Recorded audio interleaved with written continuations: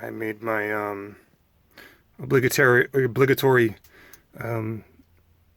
bleeding all over the place episode for each trip up to the boat. This little knife is like my best friend and my worst enemy. So yeah, I got that out of the way and cleaned it up a little bit and cover it up and finish up with the task at hand. So not doing this to super exacting standards, just marked the center of where the battery is going to sit and put one screw in, eyeball the angle there. It doesn't have to be exact, all it is a battery strap, but you don't want it to be too off, possibly not hold the battery secure. And so I'm going to do one more down there at the bottom in just about the same fashion, and run the strap through there, and I'm going to put it actually under the piece of foam. The foam is actually what came, it's the packing that the battery came with. They came very well packed, and at some point I will probably come up with a more permanent solution, but we'll see how this works. All right. So the wife has done the batteries and she's moved on to all the connections that are on the contactor. She's done that first small one, and now she's working on the second. She's done the two big ones on there.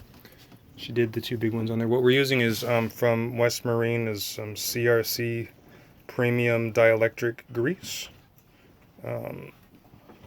They had a silicone based one that was actually had a little bit better of reviews and would have been pretty awesome, but it was also $15 for half as much of this, and this got good enough reviews that it did its job. So I went ahead and went with that. Wife is doing a fabulous job. She's managed to find all the things that she's dropped, which is a challenge sometimes. Yeah, so she's working on that. In the back here, I have secured the battery like such.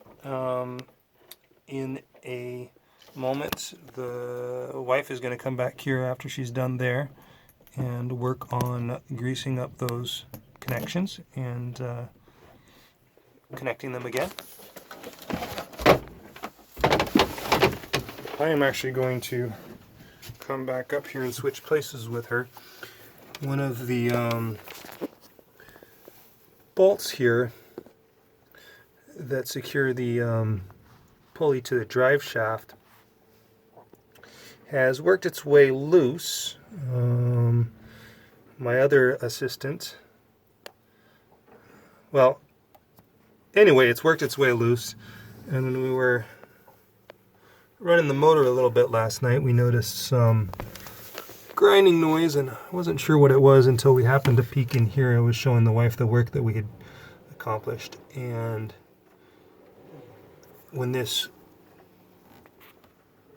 bolt worked its way loose, it was cutting away at the inside of the motor face here, and making all kinds of noise and shaving away some metal. It didn't do any critical damage, but I have to take that apart and secure that bolt and put it back together.